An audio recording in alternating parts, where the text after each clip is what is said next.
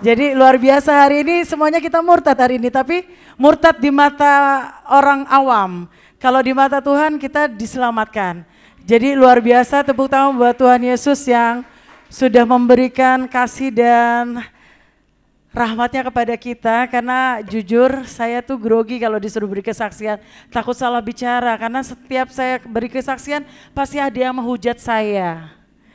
Jadi memang saya ini tempatnya untuk dihujat dari agama yang lain, agama sebelum saya diselamatkan oleh Tuhan Yesus. Baik, perkenalkan saya adalah Evi Ayu, SPSI MIKOM. Iya, saya lulusan S2 dan basically saya sebetulnya saya penyanyi. Saya adalah seorang entertainer dari saya kecil, dari umur 8 tahun saya sudah mengenal dunia nyanyi. Dan kebetulan kakak saya juga seorang penyanyi terkenal di Indonesia. Saya tidak perlu sebut namanya, karena nanti akan membuat orang melihat saya, wah murtad nih, gitu lagi. Saya sudah kenyang dimaki-maki sama orang, semua orang saya sudah kenyang dimaki-maki orang. Jadi biarkanlah yang pingin tahu saya nanti silakan buka aja di Evi Ayu, nama saya Evi Ayu. Saya single parent. Anak saya 3, kebetulan anak saya sudah dewasa semua dan saya sudah punya cucu 1, baru usia 3 bulan. Saya terlahir dari keluarga muslim. Saya lahir muslim, ibu saya seorang haji dan kakak-kakak saya juga haji. Dan saya mengenal Tuhan Yesus itu sebetulnya sudah lama sekali. Di saat usia saya masih kecil. Belum kenal Tuhan Yesus, jadi saya waktu kecil itu saya suka sekali dengan lagu-lagu Natal. Karena kebetulan di keluarga kami ini bukan muslim aja, tetapi ada Katolik dan Kristen. Jadi memang saya anak tunggal, saya mempunyai saudara tiri 14 orang. Rame ya, rame sekali, memang Tuhan itu luar biasa. Jadi saya tuh gak punya saudara kandung, saya punya saudara tiri dan semuanya itu ada yang Islam, ada yang Katolik dan ada yang Kristen. Dan kebetulan saya terlahir sebagai seorang muslim. Saya muslim yang taat, ibu saya haji dan saya tidak pernah meninggalkan sholat 5 waktu.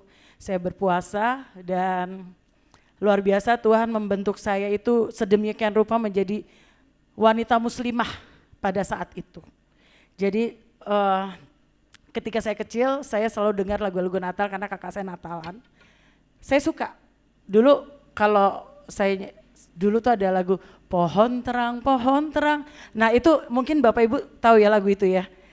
Nah saya suka sekali lagu itu. Terus ada jingle bell, jingle all the way. Dan ibu saya itu gak masalah dengan lagu-lagu seperti itu. Sampai akhirnya saya remaja dan lulus SMA. Kebetulan saya tuh terlalu genit, menikah kecepatan. Iya, saya menikah kecepatan. Jadi di usia 19 tahun tuh saya udah punya anak 1. Nah, dan menikah dengan orang yang beraliran agama Katolik. Luar biasa kan? Saya menikah dengan orang yang Katolik, tetapi lucu Bapak Ibu. Di pernikahan itu kita tidak mengikuti Katolik, tapi dia mengikuti saya sebagai seorang Muslim. Jadi kita menikah secara Islam.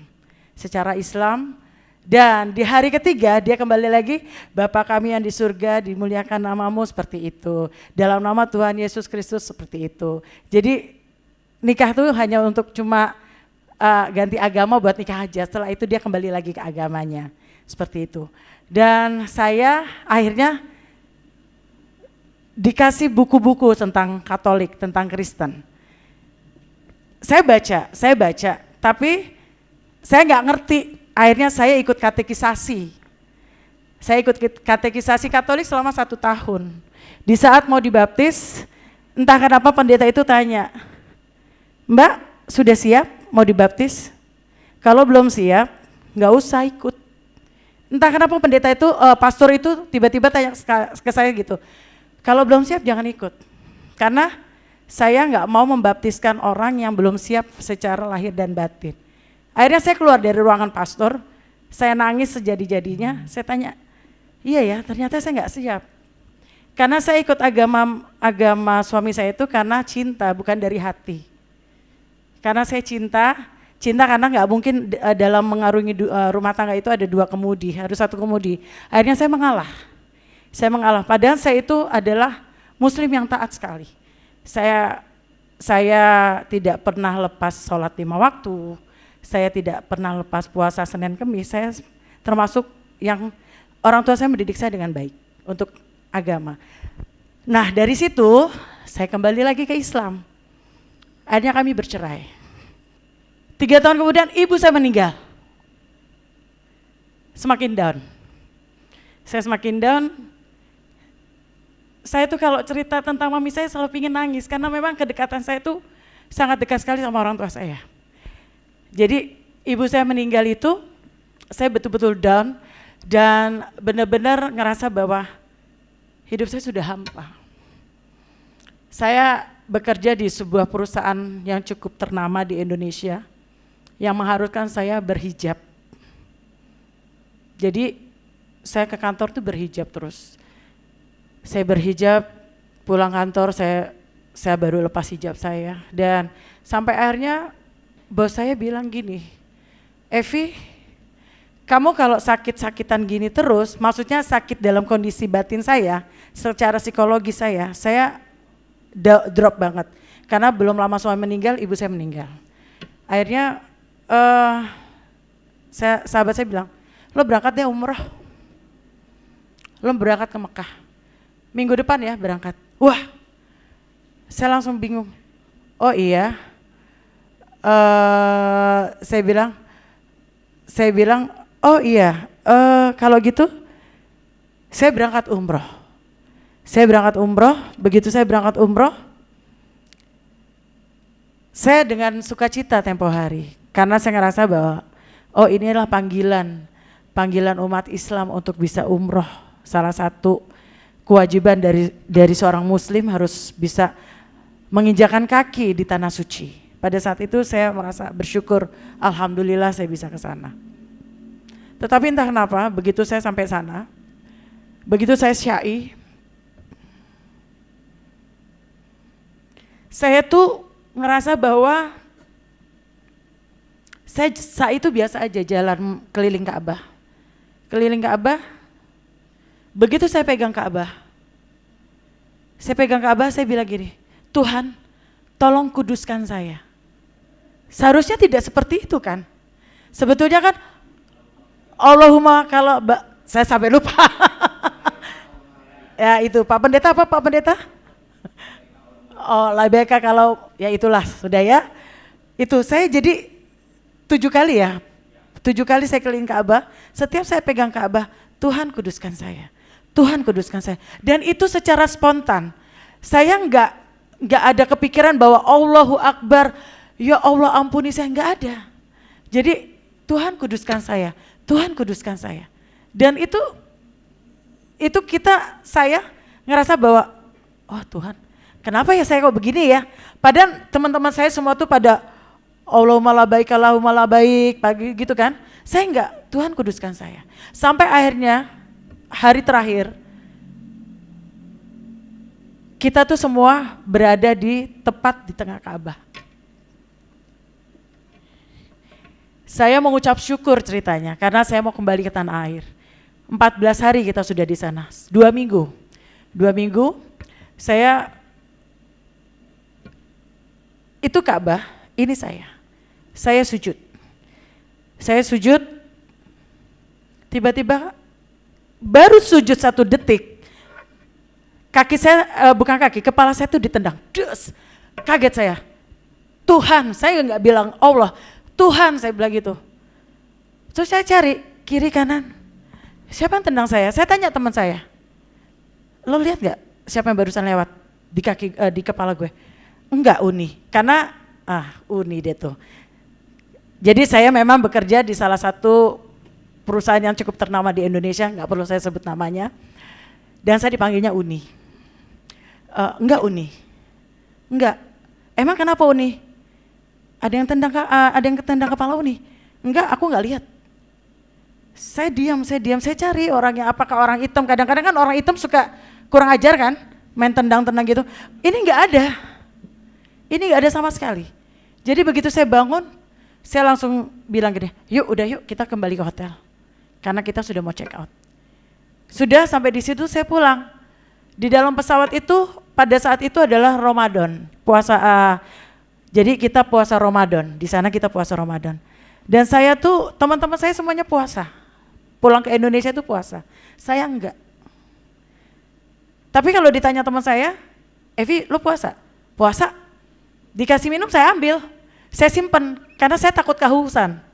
Karena saya enggak bawa, enggak boleh bawa air minum kan.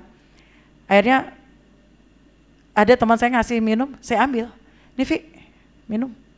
Saya ambil, mereka sudah tidur semua, saya minum. Saya lihat kiri kanan, gak ada yang ngeliatin saya, karena di sebelah saya tuh gak ada orang. Waktu itu kami pulang ke Indonesia tuh pesawat kosong. Hanya rombongan saya dengan rombongan, ada beberapa tiga rombongan. Kosong, jadi saya lihat kiri, tidur. Lihat kanan, tidur, oh aman saya minum. Begitu buka puasa, mereka pada buka puasa, Vi udah buka puasa, oh iya buka puasa ya, makan korma, ikut makan korma. Sampai di Jakarta, saya langsung bilang, kok gue begini banget ya? Kok gue kayaknya gak menghargai banget bahwa kegiatan rohani saya tuh, kok saya gak ada damai sejahtera gitu ya. Kayak saya tuh main-main aja gitu, entah kenapa saya gak ngerti. Akhirnya sampai ke Jakarta, 1 minggu saya di Jakarta saya dikasih sakit. Baru pulang dari Mekah, dari umroh, saya dikasih sakit. Sakitnya waktu itu adalah pipi kiri saya. Pipi kiri saya ini kayak mau stroke. Jadi 1,5 bulan ini getar. Saya udah berobat kiri kanan, gak ada yang sembuhin, gak ada yang bisa sembuhin. Ini belum sembuh, kaki kiri saya dihantam. Saya gak bisa jalan. Saya gak bisa turun dari tempat tidur. Saya gak bisa melangkah ke kamar mandi. Saya cuma nangis. Dan saya gak bisa ke kantor. Karena kebetulan saya adalah PR dan marketing. Kadang-kadang merangkap manajer juga, jadi gak jelas saya kerja itu. Kerja Rodi, gitu. Jadi saya bilang sama teman saya, gue gak bisa ke kantor, sakit. Tapi udah kelamaan loh, Vi, udah 1 bulan loh. Iya, gue sakit. Kaki gue gak bisa turun dari tempat tidur. Akhirnya saya kalau mau ke kamar mandi atau mau turun, saya panggil mbak saya. Mbak, saya teriak mbak karena gak ada bel, saya gak mau kayak orang tua. Gitu kan, karena saya ingat almarhum ibu saya kalau panggil susternya, tinggi, nah saya gak mau tuh. Jadi begitu saya panggil mbak, iya mbak, gitu. Bawa saya ke kamar mandi, saya jalan saya seret sakit, sampai gini saya gak bisa. Melangkah tuh saya gak bisa. Sampai akhirnya suatu ketika saya berdoa.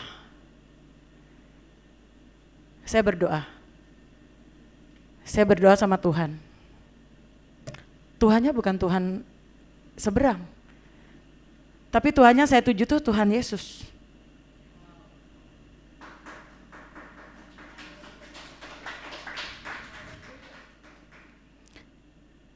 Jam 12 malam tepat saya bangun dari tidur saya. Karena saya itu taat sekali melakukan sholat tahajud. Jadi saya jam 12 malam saya bangun, saya bilang,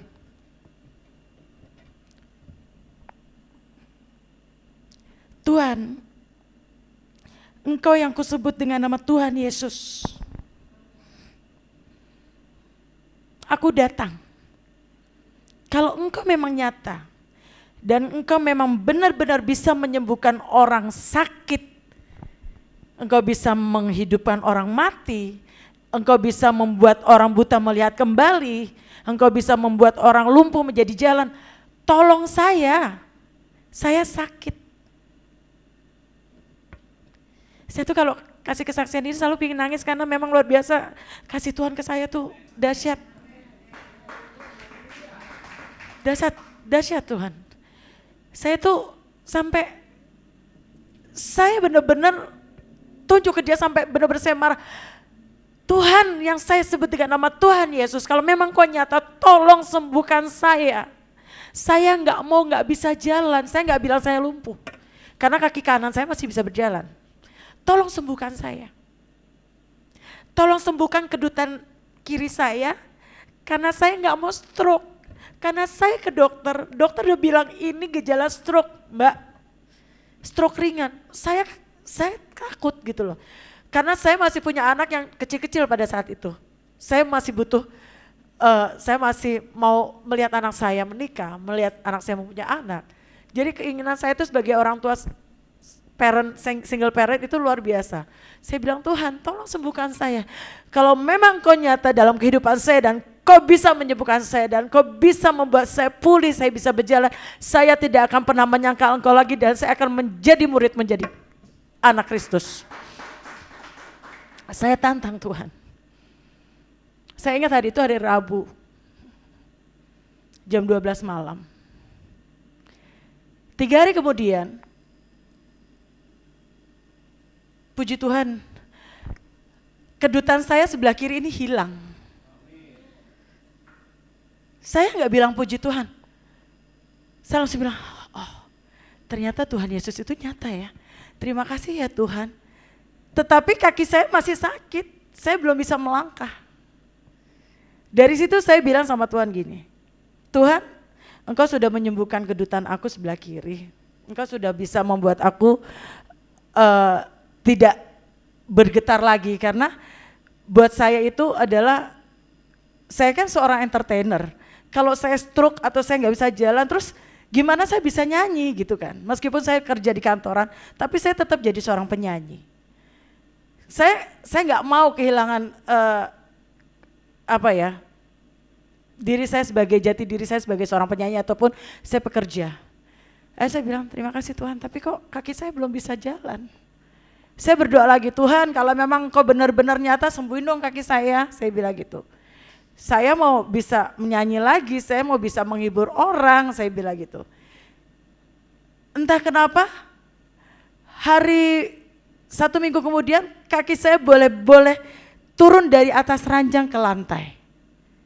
Berikan tepuk tangan buat Tuhan Yesus. Saya boleh melangkah, kaki kiri saya boleh menginjak lantai. Dan saya langsung bilang, puji Tuhan. Dan saat itu saya bilang sama teman saya, bawa saya ke gereja. Teman saya kaget. Gereja? Lu jangan gila, Vi, lo tuh baru pulang umroh loh. Saya minta saya dibawa ke gereja. Kenapa? Saya mau berdoa di gereja. Terus teman saya bilang, Vi, are you serious for this? You are Muslim? Ya, gue tahu gue Muslim, tapi gue mau ke gereja. Sampai di gereja, singkat cerita saya di gereja, akhirnya saya ikut kebaktian. Saya orang bego, saya nggak tahu apa-apa. Nyanyi kayak tadi itu baru tahu saya kan. Saya 2018 saya berangkat umroh tanggal 13 Mei, dan saya dikasih sakit itu Juni saya dikasih sakit. Akhirnya saya melangkahkan kaki ke gereja itu kalau nggak salah Agustus September saya masuk ke gereja untuk pertama kali. Dan pulang dari gereja saya masih, kaki saya diseret. Terus saya tanya, di gereja ini ada komunitas apa? Di gereja ini ada komunitas wanita namanya Women in Christ. Itu isinya apa? Mereka bingung, kok nanyanya gitu, berarti Mbak, saya Muslim, saya mau tahu tentang Tuhan Yesus. Oh, langsung disambut baik oleh gereja tersebut. Oke Mbak, datang aja setiap hari Kamis. Akhirnya saya datang hari Kamis. Saya datang ke Kamis dengan kaki masih diseret, entah kenapa tiba-tiba ada pendeta bilang, saya mau mendoakan ibu muda di sini yang tidak bisa berjalan. Saya tengok kiri kanan, ini ngomongnya sama siapa ya? Kok kayaknya semuanya mukanya cerah-cerah aja, yang kesakitan cuma saya. Terus saya bilang, ibu nggak usah nengok kiri kanan. Saya bingung, kok dia bisa tahu saya nengok kiri kanan? Padahal itu kan pendeta di sini ya, saya di ujung sana, yang itunya jemaatnya banyak banget. Kok dia tahu saya nengok kiri kanan? Ibu nggak usah nengok kiri kanan, saya akan berdoa dari sini dan ibu tidak usah berdiri. Saya akan doakan ibu supaya ibu bisa melangkah selepas pulang dari gereja ini. Dan mujizatnya, saya dikasih kesembuhan di situ. Jadi memang Tuhan itu nggak mau ngelihat saya tersesat. Karena umur 19 tahun saya sudah mengenal Tuhan Yesus, tapi saya menyangkal untuk kembali ke agama saya sebelumnya. Dan ternyata Tuhan gak senang saya ke sana lagi. Dan Tuhan membuat saya itu sakit. Dan itu sakitnya itu saya melangkah bukan di situ lagi. Saya mulai ngikut ke gereja, terus Tuhan kasih cobaan ke saya. Terus saya dikasih COVID. Jadi COVID pertama kali itu saya COVID yang terparah. Oh enggak, pertama kali itu COVID tetapi dokter tidak menyatakan kalau saya COVID. Tapi gejalanya saya COVID. Saya muntah-muntah, saya nggak bisa jalan, saya nggak bisa mencium selama 7 hari. Dan saya cuma berserah sama Tuhan, bilang gini, Tuhan Yesus, kan saya udah percaya Tuhan nih, saya bilang gitu. Tolong dong sembuhin saya COVID. Saya nggak mau sakit, saya bilang gitu. Saya nggak mau mati, anak saya masih kecil, saya masih mau ngurus anak saya. Akhirnya Tuhan kasih kesembuhan lagi. Tepuk tangan buat Tuhan Yesus. Tahun kemarin saya dikasih lagi COVID yang lebih parah. Sampai saya berada di Wisma Atlet selama 2 minggu. Di situ saya benar-benar merasakan bahwa mukjizat Tuhan itu nyata. Mukjizat Tuhan itu nyata karena di saat saya sakit, entah kenapa saya selalu berseru, Yesus tolong dong sembuhin saya. Saya gak mau sakit, saya gak mau kayak gini, saya gak mau mati. Jujur Bapak Ibu, saya itu takut mati. Saya takut mati karena apa? Saya belum dibaptis waktu itu. Tapi saya sudah percaya Tuhan Yesus. Di Islam saya udah gak diakuin lagi karena udah ke gereja kan. Jadi saya tuh takut mati. Jadi kalau setiap ada di Wisma Atlet itu ada nomor itu, lantai itu ada yang meninggal loh. Wah saya langsung ketar-ketir tuh. Padahal kalau orang COVID kan gak boleh ya, stres ya. Langsung bilang Tuhan, tolong kasih saya kesembuhan supaya saya bisa bersaksi bahwa Engkau adalah nyata dan Engkau adalah hidup dan Engkau bisa menyelamatkan orang yang percaya kepada Engkau. Saya bilang begitu. Dan akhirnya puji Tuhan saya dikasih sembuh. Enggak sampai di situ lagi. Tuhan kasih cobaan lagi ke saya. Anak saya dikasih COVID, semuanya. Jadi kita tuh terpecah-pecah rumahnya. Saya di Wisma Atlet, anak saya sendirian di rumah, yang satu lagi ngungsi ke rumah tantenya, satu lagi ngungsi lagi nggak tahu di mana sama temennya. Saya cuma bilang Tuhan, kenapa harus saya dicoba terus? Dan saya percaya Tuhan itu sedang membentuk saya untuk lebih percaya lagi. Setelah itu saya sering ikut ibadah. Jadi saya adalah penyanyi, ada salah satu tempat saya nyanyi. Kebetulan mayoritasnya Kristen dan setiap ibadah dia minta, Evi boleh nggak lu nyanyi lagu rohani? Saya bingung karena saya nggak punya lagu rohani pada saat itu. Lagu apa ya Ci? Terserah, lu pokoknya pimpin ibadah. Saya cuma bingung, oh iya yang kemarin itu nyanyinya begini, gue harus ngikutin gini. Akhirnya saya nyanyi ibadah. Dari 2019 saya ibadah, melayani ibadah di salah satu tempat. Nah, waktu pandemi datang itu semua kafe tutup kan, saya nggak kerja. Sampai kafenya buka lagi, baru Evi lo nyanyi lagi ibadah ya. Hah? Saya cuma bengong, iya Ci, ini lagunya ini, saya nggak ngerti. Akhirnya saya belajar, saya bilang, setiap saya lihat WL di gereja, saya bilang gini, Tuhan, saya kan punya suara yang lumayan bagus buat diri saya sendiri. Entah kalau orang awam dengar suara saya cempreng atau apa, bodo amat saya bilang gitu kan. Kenapa sih saya nggak bisa kayak gitu, saya pingin kayak gitu tuh. Pingin bisa nyanyi di atas mimbar. Masa saya lagu rohana bisa, lagu rohani nggak bisa? Saya begitu.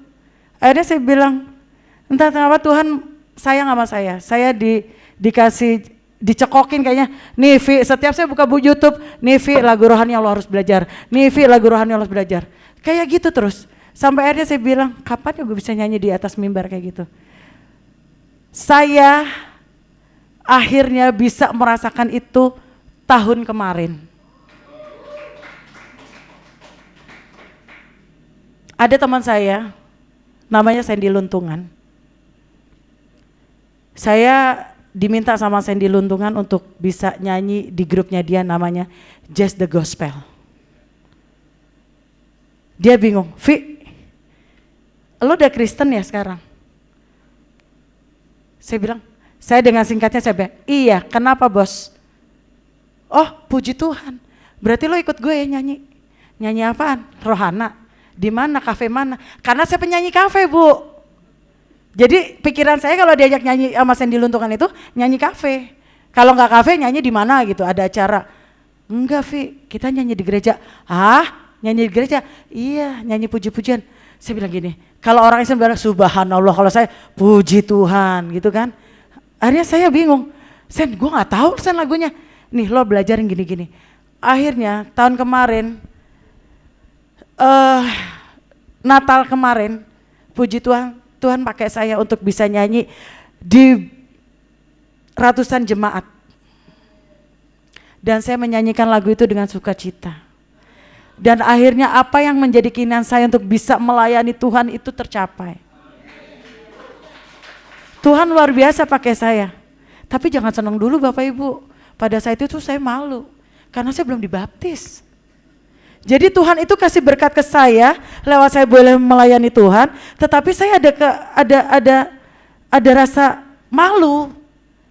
Setiap habis pelayanan pasti dia tanya, "Lo udah dibaptis, Vi? Dibaptis di mana?" Saya jawab, belum. Hah? Belum? Iya belum. Gimana sih anak Tuhan itu harus dibaptis? Sampai akhirnya, nah Tante Christine adalah salah satu orang yang menyuruh saya untuk baptis. Waktu itu beliau sangat, Evi pokoknya kamu gak boleh salah pendeta ya. Kalau kamu salah pendeta itu nanti kamu begini. Saya bilang, iya tante. Akhirnya saya bingung, Tuhan saya ini mau dibaptis sama siapa sih? Saya bilang gitu. Sampai akhirnya bilang, saya malu sama diri saya. Saya sudah pelayanan ke sana kemari tapi saya belum dibaptis. Istilahnya saya belum hidup baru. Akhirnya saya bilang, Tante, boleh nggak saya memikirkan saya mau dibaptis sama siapa? Oh nggak apa-apa, silakan. Yang penting kamu jangan salah langkah. Iya Tante. Akhirnya saya berdoa. Puji Tuhan tanggal 21 Desember kemarin saya dibaptis. Dan saya dibaptis oleh pendeta Riko Manangsang. Itu adalah teman saya, teman ngeband saya zaman dulu. Dan beliau sudah jadi pendeta di Glo dan beliau itu adalah gembala sidang di Glo Bekasi. Karena saya ingat omongannya nih Riko, Vi, lu sekarang udah Kristen, lu udah percaya Tuhan Yesus, tapi kalau lo mati lo mau di mana? Di Islam lo nggak diterima, di Kristen nggak lebih diterima, orang lo belum dibaptis, siapa yang tahu lo anak Tuhan? Jadi di situ saya ada sebuah pergumulan bahwa oh ya saya harus dibaptis. Dan saya ingat ada satu firman Allah yang bilang, akulah jalan kebenaran dan hidup. Itu saya ingat itu aja. Dari saya masih umur 20 tahun, kakak saya selalu bilang gitu, Vi, ini loh Kristen, akulah jalan kebenaran dan hidup. Tidak ada boleh seorang pun yang mulai aku sampai ke rumah Bapak, begitu ya. Dan akhirnya saya bingung, wah iya kalau gue mati gue kemana ya? Akhirnya saya menerima baptisan tanggal 21 Desember. Dan kemarin adalah Natal keempat saya boleh ikut untuk menjadi seorang Kristen yang benar-benar hidup baru. Dan tidak sampai di situ Bapak Ibu, jangan senang dulu. Saya dibaptis tuh banyak yang hujat Bu, itu gara-gara Lucy Daiva. Saya jadi diundang Lucy Daiva untuk ikut podcastnya beliau.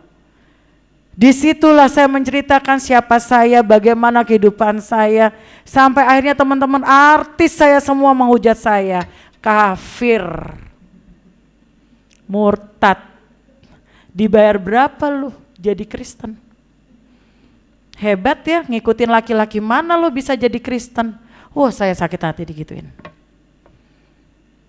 Saya bilang sama Lucy, lo udah menghujat agama lo sendiri. Saya tanya Lucy, emang gue ada menghujat agama gue? Enggak, setahu gue. Kenapa gue dimurtad-murtadin ya? Enggak apa-apa Vi, lo mau naik kelas katanya. Bapak Ibu tahu,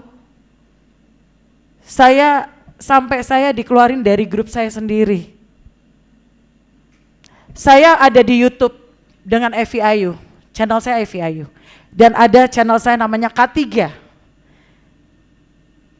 Saya, karena keimanan saya sudah ke sana mengikuti Yesus, sudah diselamatkan oleh Yesus. Karena saya percaya bukan saya milih Tuhan, tapi Tuhan yang memilih saya. Dan di saat dia tahu saya sudah dibaptis dengan channelnya Lucy, dia maki-maki saya, pendusta agama, penista agama, murtad. Dibayar berapa kamu sama Lucy? Dibayar pakai apa kamu sama Lucy? Saya bilang, saya nggak dibayar apa-apa. Saya emang begini. Saya sudah menemukan sukacita. Saya sudah menemukan damai kesejahteraan buat diri saya. Dan saya sudah merasa diselamatkan. Dari situ, dari saya dibaptis, saya nggak punya kerjaan Bapak Ibu. 0. Tuhan nggak kasih kerjaan saya. Yang tadinya saya banyak job, saya nyanyi kiri kanan, begitu saya dibaptis jebret. 1 bulan saya nggak punya uang sama sekali. 1 bulan saya nggak kerja, saya nggak nyanyi. Saksinya masih ada itu namanya Awan. Sampai saya bilang, Yang, aku nggak punya duit Yang. Sabar, ntar ada lagi. Iya. Sampai saya bilang, saya nggak dikasih kerja sama Tuhan. Tuhan memberikan saya 0. Tabungan saya tinggal berapa lu setiap hari saya bilang? 10.000 ya? 20.000? 25.000? Tabungan saya tempo hari tinggal 25.000. Dan itu harus ngisi podcast sama Lucy. Bayangin aja rumah saya ke rumah Lucy ongkosnya 50.000. Bingung kan saya? Saya cuma bilang, Lucy, Lus, gimana ya Lus supaya saya bisa ke sana? Dalam nama Tuhan Yesus ada. Akhirnya Tuhan memproses saya sedemikian rupa hingga saya boleh ada sampai saat ini adalah kasih dan karunia Tuhan.